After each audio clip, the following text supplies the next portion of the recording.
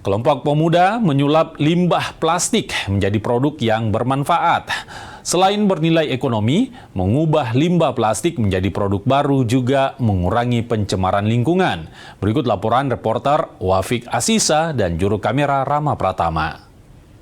Nah, saudara, sampah plastik kerap kali dianggap tidak bernilai. Dan di Makassar, Sulawesi Selatan, ada anak muda yang kemudian berinovasi untuk mengolah limbah sampah plastik menjadi barang yang punya nilai ekonomis yang tinggi. Saya sudah bersama saat ini dengan Akmal Idrus, pendiri dari Rapo Indonesia. Baik, Akmal Idrus, melihat sekarang Rapo Indonesia sudah sangat-sangat berkembang, begitu menghasilkan berbagai produk dan tentunya juga menjadi inspirasi bagi masyarakat untuk bisa mengolah dan juga menjaga lingkungan kita.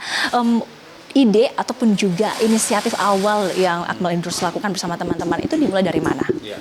Jadi sebelum membangun bisnis sosial ini, saya terlebih dahulu banyak berkecimpung di komunitas sosial, fokusnya di pengolahan sampah juga. Nah, dari situ akhirnya saya belajar tentang bagaimana sih sampah di Kota Makassar, dan kalau kita lihat datanya 800 sampai 1.300 ton per hari sampah dihasilkan di Kota Makassar dan sekitar 20% sampah plastik gitu, dan itu tidak diolah secara maksimal.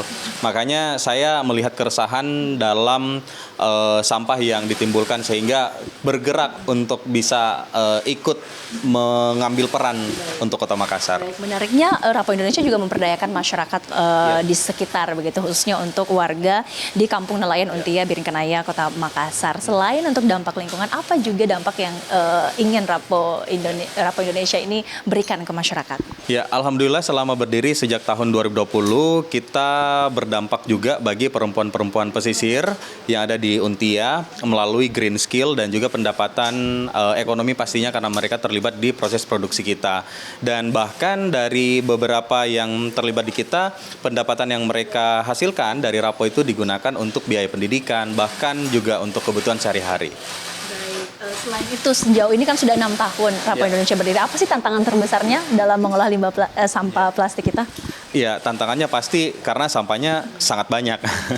Jadi bisa dikatakan Rapo ini kan tidak bisa mengelola semua sampah yang ada, saking banyaknya sampah di Kota Makassar. Dan kita juga perlu membarengi edukasi tuh kepada konsumen-konsumen, karena kalau misalnya Rapo memproduksi banyak produk tapi ternyata tidak digunakan oleh konsumen, kan akan menumpuk juga dan itu tidak akan berputar lah secara sirkular ekonominya. Ini kan sudah sangat aktif begitu untuk melakukan mengolah limbah plastik kita di Kota Makassar. Harapan Anda untuk Kota Makassar sendiri dari segi pengelolaan sampahnya harus seperti apa, Akmal?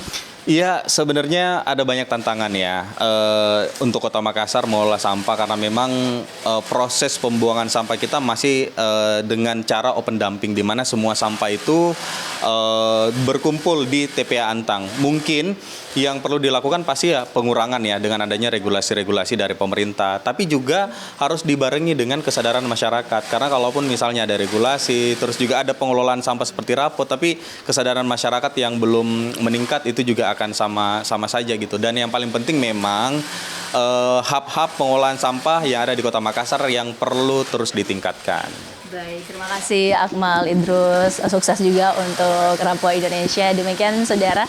Nah, tentunya mengolah sampah plastik ini saudara menjadi memiliki nilai ekonomis yang sangat tinggi dan tentunya memperdayakan masyarakat pesisir sekitar. Demikian Wafik Asisa, Rama Pratama, Kompas TV Makassar, Sulawesi Selatan.